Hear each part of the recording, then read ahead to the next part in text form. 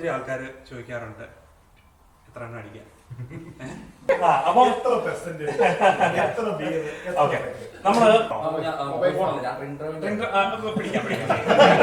പിന്നെ പലരും ചോദിക്കുന്ന ഒരു ക്വസ്റ്റ്യൻ, ഫ്രണ്ടിലത്തെ സീറ്റിലെ കൊച്ചിനെ ഇരുത്താവോ വേണ്ടേ എന്നുള്ള കാര്യം.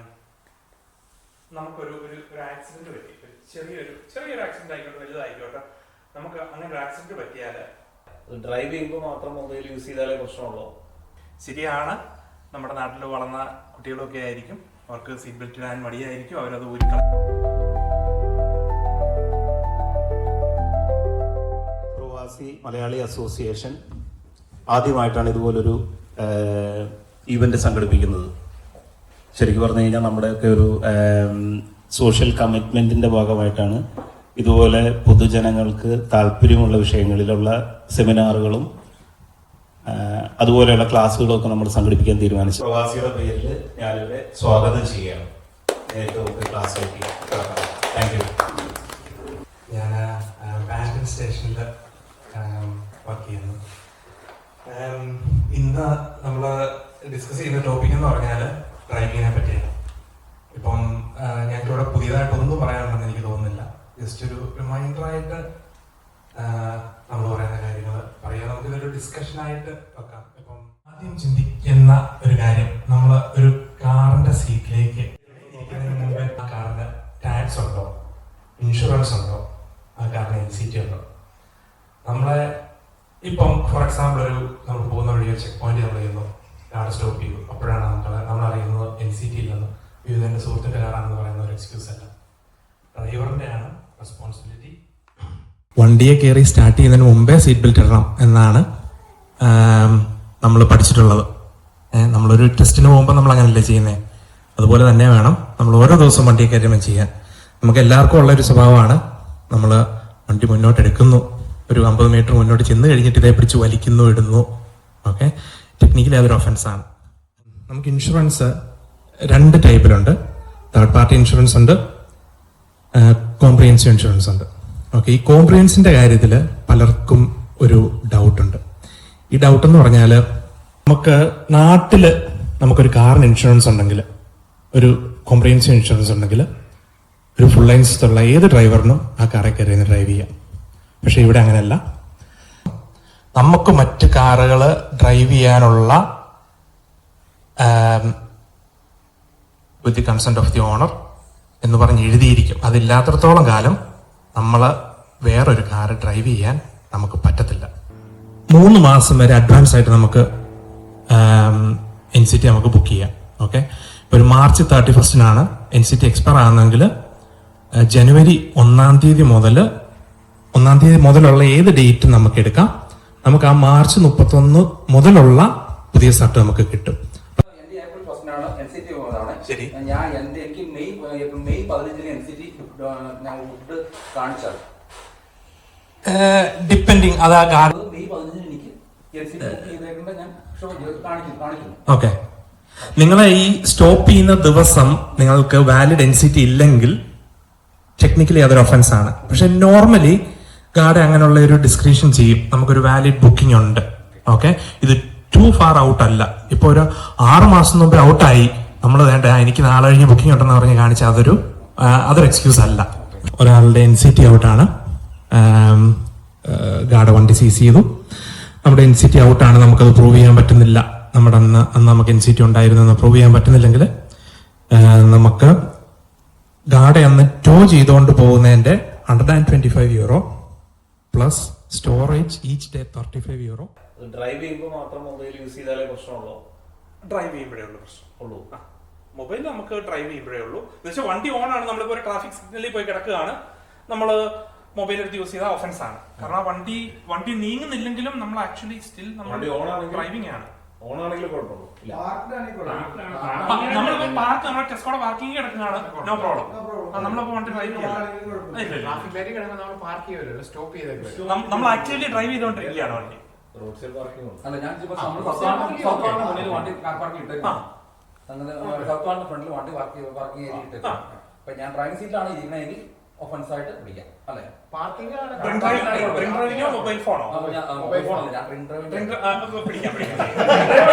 ഒഫൻസ് എന്ന് പറയുന്നത് holding A mobile phone while driving ആണ്. ഓക്കെ, യൂസിങ് അല്ല. അത് ഹോൾഡ് ചെയ്താൽ മതി. Holding includes touching. ഓക്കെ, നമ്മൾ ചിലപ്പോൾ ഒരു ഗൂഗിൾ മാപ്സിന്റെ ഒരു ഇത് ക്ലിക്ക് ചെയ്യുന്നതായിരിക്കും, പക്ഷെ ടച്ച് ചെയ്താൽ ഒഫൻസ് ആയി. ഓക്കെ, ഓൺ ദ വേയിൽ നമ്മളത് മാറ്റാൻ വേണ്ടിയിട്ട് ടച്ച് ചെയ്താൽ പോലും അത് ഒഫൻസ് ആണ്. ഫോണെ ടച്ച് സോ ബേസിക്കലി പറഞ്ഞാൽ നമ്മുടെ ഫോൺ ഇവിടെ വെച്ചേക്കുന്നത് ടച്ച് സ്ക്രീൻ ആണല്ലോ, അത് യൂസ് ചെയ്യാണെങ്കിൽ ഈ ഫോണില് നമ്മളും കൈ കൊണ്ട് തൊട്ടാൽ ഒഫൻസ് ആണ്. നമ്മൾ ആരും പെർഫെക്റ്റ് ഡ്രൈവേഴ്സ് അല്ല. അപ്പം നമ്മൾ മിസ്റ്റേക്ക് ഉണ്ടാക്കും, അവർ മിസ്റ്റേക്ക് ഉണ്ടാക്കാനാണ്. അപ്പോൾ ഓരോ ജംഗ്ഷനിൽ വരുമ്പോൾ അല്ലെങ്കിൽ ഒരു റൗണ്ട് ബോട്ട് വരുമ്പോഴത്തേനും നമ്മൾ ജസ്റ്റ് അതിനാണ് ഫോർവേഡ് പ്ലാനിങ് ഉണ്ടായിരിക്കുന്നതാണ്. നമ്മളെപ്പോഴും നമ്മൾ ലുക്ക് അറൗണ്ട്, നമ്മൾ മിറർ നോക്കുന്നു, റൈറ്റ് മിറർ നോക്കുന്നു, ലെഫ്റ്റ് മിറർ നോക്കുന്നു, ഇന്റീരിയർ മിറർ നോക്കുന്നു. മറ്റുള്ളവർ മിസ്റ്റേക്ക്, ഇപ്പോൾ ഒരാൾ ചിലപ്പോൾ ഒരു ലൈൻ തെറ്റിച്ച് നമ്മുടെ ലൈനിലോട്ട് വരാം. അപ്പോൾ അതൊക്കെ നമ്മൾ കാൽക്കുലേറ്റ് ചെയ്ത് വണ്ടി ഓടിക്കുക എന്ന് പറയുന്നതാണ് ഡിഫെൻസീവ് ഡ്രൈവിംഗ്. നമ്മൾ മിസ്റ്റേക്ക് ഉണ്ടാക്കുന്ന പോലെ തന്നെ മറ്റുള്ളവരും മിസ്റ്റേക്ക് ഉണ്ടാക്കാൻ ഒരു ചാൻസ് ഉണ്ട് എന്ന് നമ്മളൊരു മുൻവിധി, ഒരു ആന്റിസിപ്പേഷൻ, പ്രോആക്റ്റീവ്, ഒരു ആന്റിസിപ്പേറ്റ്, നമ്മൾ ആന്റിസിപ്പേറ്റ് ചെയ്ത് നമ്മൾ വണ്ടി ഓടിക്കും. നമ്മൾ ഒരു ഹസാർഡ് മുന്നിൽ കണ്ടു വേണം നമ്മൾ എപ്പോഴും ഡ്രൈവ് ചെയ്യാൻ.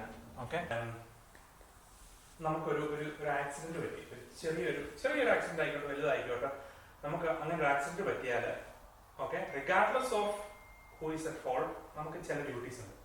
ഓക്കെ, അതിപ്പം ചിലപ്പം നമ്മുടെ ടെസ്കോയിലായിരിക്കും നമ്മൾ കാർ റിവേഴ്സ് എടുക്കുമ്പോൾ വണ്ടിയെ തട്ടി. ഓക്കെ, ചിലപ്പം കുറച്ചുകൂടെ കുറച്ചുകൂടെ സീരിയസ് ആക്സിഡന്റ് ആയിരിക്കും. ഏത് ആക്സിഡന്റ് ആണെങ്കിലും ചെറുതാണോ വലുതാണോ, നമുക്ക് ആ സീൻ ഓഫ് ആക്സിഡന്റിൽ നമുക്ക് കുറച്ച് ഡ്യൂട്ടീസ് ഉണ്ട്. ഓക്കെ, ഈ ഡ്യൂട്ടീസ് നമ്മൾ ഫുൾഫിൽ ചെയ്തില്ലെങ്കിൽ ഇതൊരു ഹിറ്റ് ആൻഡ് റൺ ആയിട്ടാണ് കൺസിഡർ ചെയ്യുന്നത്. ഓക്കെ, സോ നമ്മുടെ ഫസ്റ്റ് ഡ്യൂട്ടി എന്ന് പറഞ്ഞാൽ സ്റ്റോപ്പ്. ഓക്കെ, നമ്മൾ ഒരു ആക്സിഡന്റ് നടന്നു കഴിഞ്ഞാൽ നമ്മൾ ഏറ്റവും നിയറസ്റ്റ് പോസിബിൾ സ്പോട്ടിൽ സേഫ് ആയിട്ട് നമ്മൾ സ്റ്റോപ്പ് ചെയ്യും. ഓക്കെ, സെക്കൻഡ് ഡ്യൂട്ടി എന്ന് പറഞ്ഞാൽ കീപ്പ്. നമ്മൾ സ്റ്റോപ്പ് ചെയ്താൽ പോരാ, നമ്മുടെ വണ്ടി നമ്മളവിടെ കീപ്പ് ചെയ്യണം. ഓക്കെ, അതായത് നമ്മൾ പാർക്ക് ചെയ്യണം, അവിടെ കീപ്പ് ചെയ്യണം. കീപ്പ്. ഓക്കെ, നമ്മൾ ഇറങ്ങി ചെല്ലുക. നമ്മൾ മറ്റേ ഡ്രൈവറിനെ നമ്മൾ ഹെൽപ്പ് എന്തെങ്കിലും വേണമെന്ന് ചോദിക്കുക. അത് ചിലപ്പോൾ ഇഞ്ചേർഡ് ആയിരിക്കും, നമ്മൾ ആംബുലൻസിനെ വിളിക്കുകയോ അല്ലെങ്കിൽ ഇഞ്ചേർഡ് ഒന്നും അല്ലെങ്കിൽ നമ്മൾ നമ്മുടെ ഡീറ്റെയിൽസ് എക്സ്ചേഞ്ച് ചെയ്യുക മറ്റേ ഡ്രൈവറായിട്ട്, regardless of who is at fault. Okay, fault നമുക്ക് പിന്നെ ആലോചിക്കേണ്ട കാര്യമാണ്. ഓക്കെ, എക്സ്ചേഞ്ച് യുവർ ഡീറ്റെയിൽസ് എന്ന് പറയുന്നത് നമ്മുടെ പേര്, ഓക്കെ, നമ്മുടെ അഡ്രസ്സ്, ഫോൺ നമ്പർ കൊടുക്കണമെന്ന് നിർബന്ധമില്ല, പക്ഷെ നമുക്ക് കൊടുത്താൽ നല്ലതാണ്. ഓക്കെ, നിയമം പറയുന്നത് നമ്മുടെ പേര്, നമ്മുടെ അഡ്രസ്സ്, നമ്മുടെ ഇൻഷുറൻസ് ഡീറ്റെയിൽസ്. ഇൻഷുറൻസിന്റെ അത് നമ്മുടെ വണ്ടിയുടെ ഡിസ്കേ കാണും, ഇൻഷുറൻസിന്റെ കമ്പനിയുടെ പേരും പോളിസി നമ്പറും. ഓക്കെ, അപ്പോൾ അവരോട് അതിന്റെ ഒരു ഫോട്ടോ എടുത്തോളാൻ പറഞ്ഞാൽ മതി. ഓക്കെ, ഇത്ര സമയം ഗിവ്. പിന്നെ ലാസ്റ്റ് റിപ്പോർട്ട് ഇറ്റ് ദി ഗാരി, report the incident to the ഗാരി. അപ്പോൾ ഈ 4 സംഭവം നമ്മളൊരു ആക്സിഡന്റ് പറ്റിയാൽ നമ്മൾ ചെയ്യേണ്ട നമ്മുടെ ഡ്യൂട്ടീസാണ്. ഓക്കെ, ഇപ്പം വളരെ വളരെ സ്മോൾ ഒരു ആക്സിഡന്റ് ആണ്, നമ്മൾ ഡീറ്റെയിൽസ് ഒക്കെ എക്സ്ചേഞ്ച് ചെയ്തു, നമ്മളിത് ഗാഡിയോട് റിപ്പോർട്ട് ചെയ്തില്ലെങ്കിലും അത് ഓക്കെയാണ്, നമ്മൾ ബാക്കി എല്ലാം ഫുൾഫിൽ ചെയ്താൽ. ഓക്കെ, ഇപ്പം നമ്മൾ പറഞ്ഞ പോലെ നമ്മൾ ടെസ്കോയിൽ ഒരു പാർക്ക് ചെയ്യുന്ന വഴി ഒരു കാറെ വരഞ്ഞു, നമ്മൾ ബാക്കി 3 ഡ്യൂട്ടീസും ചെയ്തു, നമ്മളത് ഗാഡിയോട് റിപ്പോർട്ട് ചെയ്തില്ല, ഓക്കെയാണ്. ഓക്കെ, പക്ഷെ ഇത് 4 ആണ് നമ്മുടെ ഡ്യൂട്ടീസ്.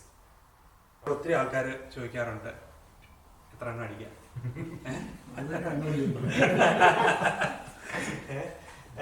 അതിന് ഒറ്റ സെന്റൻസിൽ ഉത്തരം പറയാന്ന് പറഞ്ഞാല് അടിക്കാനേ പറ്റത്തില്ല, അടിക്കാനേ പാടില്ല. അതാണ് ഒറ്റ വാക്കിനുള്ള ഉത്തരം. ഓക്കെ, നമുക്കൊരു ചെറിയൊരു ലിമിറ്റ് നമുക്ക് അലൗഡ് ആണ്. ഓക്കെ, ഓക്കെ, സോ അതൊരു ലേണർ ഡ്രൈവറും അല്ലെങ്കിൽ നോവിസ് ഡ്രൈവറും ആണെങ്കിൽ ഈ ലിമിറ്റ് ഭയങ്കര കുറവാണ്. ഓക്കെ, നമ്മളൊരു ചെറിയ ക്വാണ്ടിറ്റി ആൽക്കഹോൾ ഉണ്ടെങ്കിൽ പോലും ഒരുപക്ഷെ നമ്മൾ ഓവർ ആയിരിക്കും. ഓക്കെ, സോ അതിന് ഞാനൊരു എക്സാമ്പിൾ പറയാം. അതായത് ഒരു ലേണർ ഡ്രൈവറിന്റെ ബ്രെത്തിൽ 9 microgram of alcohol per 100 milliliters of breath ആണെങ്കിൽ അത് ഒഫൻസ് ആണ്. ഓക്കെ, അതേസമയം ഒരു ഫുൾ ലൈസൻസ് ഉള്ള ഡ്രൈവർ ആണെങ്കിൽ 22 ആണ്.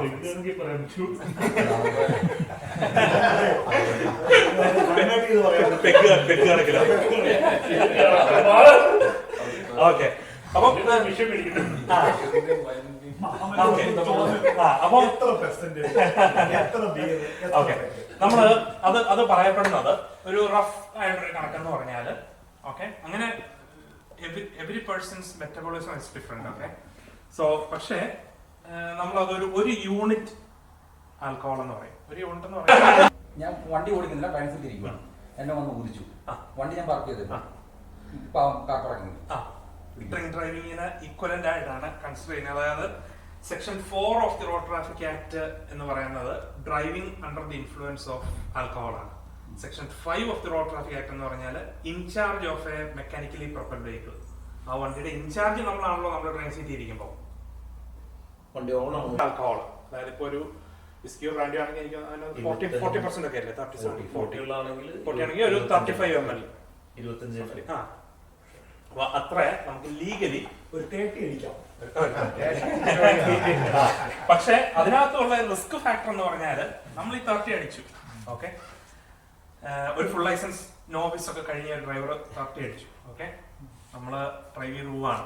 ഓക്കെ, നമുക്കൊരു ചെറിയൊരു എന്തെങ്കിലും ഒരു ആക്സിഡന്റ് പറ്റി, അല്ലെങ്കിൽ ഒരു ചെക്ക് പോയിന്റ് നമ്മളെ സ്റ്റോപ്പ് ചെയ്തു, കാറ് നമ്മളെ ഓദിച്ചു.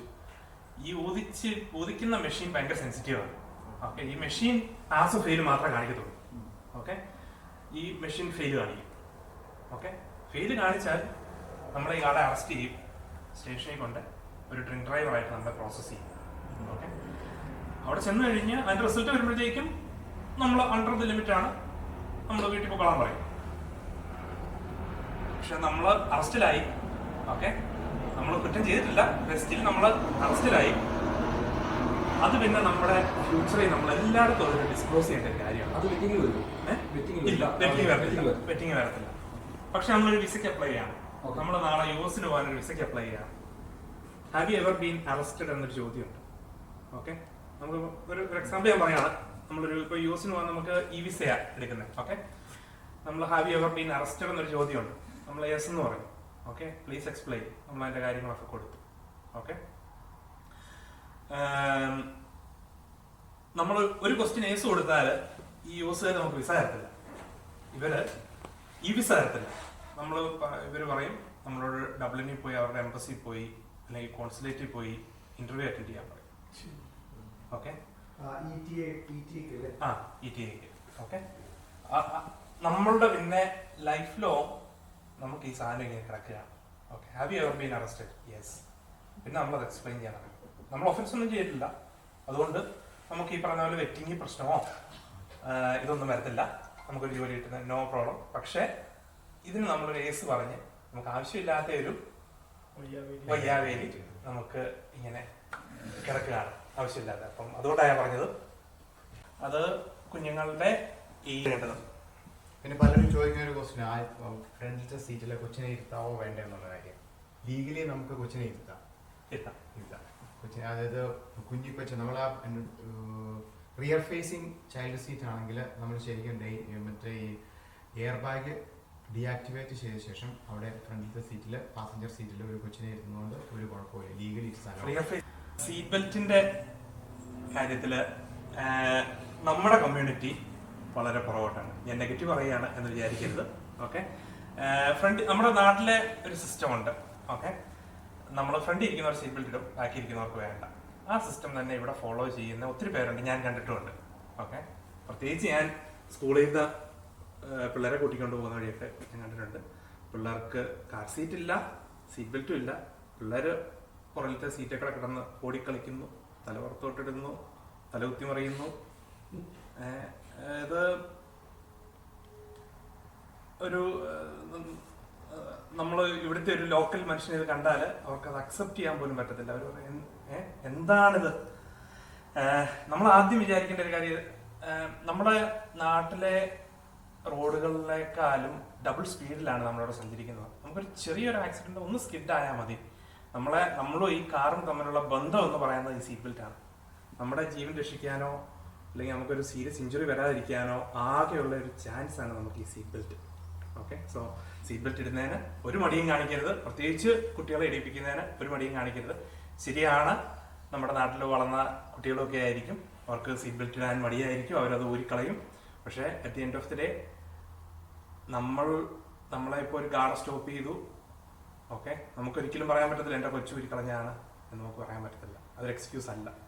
ഓക്കെ ഓക്കെ നമ്മളിപ്പം എയിൽ നിന്ന് ബിയിലേക്ക് നമ്മൾ ഡ്രൈവ് ചെയ്യുകയാണ്. നമ്മൾ എത്രയും വേഗം അവിടെ എത്തിച്ചേരുക, ആരെയൊക്കെ നമ്മൾ എത്ര പേരെ ഓവർടേക്ക് ചെയ്യാം എന്നാണ് നമ്മുടെ ഒരു മനസ്സിൽ കിടക്കുന്ന ഒരു സംഭവം. ഓക്കെ, നമ്മൾ അഗ്രസീവ് ഡ്രൈവിംഗ് ആണ് നമ്മൾ ഇവിടെ. അസിസ്റ്റവേ അല്ല. ഓക്കെ, നമുക്ക് എല്ലാവർക്കും അറിയാം. ഓക്കെ, നമ്മളിവിടെ മറ്റ് ഡ്രൈവേഴ്സിനും പെഡസ്ട്രിയൻസിന് സൈക്ലിസ്റ്റിന് ഇവർക്കെല്ലാം മുൻഗണന നമ്മൾ കൊടുക്കുന്നത്. നമ്മൾ ആ ഒരു റാഷ് ഡ്രൈവിംഗ്, റഷ് ചെയ്തുള്ള ഡ്രൈവിംഗ് അങ്ങനെയൊന്നും നമ്മളിവിടെ ചെയ്യാറില്ല. ഓക്കെ, നമ്മളിവിടെ കാണാം, നമ്മുടെ നാട്ടിൽ നമ്മൾ പോയി ഒരു ജംഗ്ഷനിൽ നിന്ന് ഒരുത്തനെ കടത്തി വിടുവോ? അങ്ങനെ കടത്തി വിടാൻ നമ്മുടെ നാട്ടിൽ നിന്നാൽ നമ്മളവിടെ ആ ദിവസം മുഴുവൻ നമ്മളവിടെ നിൽക്കും. ഓക്കെ, പക്ഷെ ഇവിടെ അങ്ങനെയല്ല. നമ്മൾ ജംഗ്ഷനിൽ ചെന്ന് നമ്മളെല്ലാവരെയും കടത്തി വിട്ടേ നമ്മൾ പോകത്തുള്ളൂ. ഓക്കെ, അപ്പൊ അതൊരു ഞാൻ ഇവിടെ വണ്ടി ഓടിക്കാൻ തുടങ്ങിയിട്ട് മനസ്സിലായ ഒരു കാര്യം, നമ്മുടെ നാട്ടില് നമ്മൾ വണ്ടി ഓടിക്കുന്നവരുണ്ടാവും, പക്ഷെ ഇവിടെ വന്ന് വണ്ടി ഓടിക്കാൻ പഠിക്കുന്നതാണ് ഏറ്റവും നല്ലത്.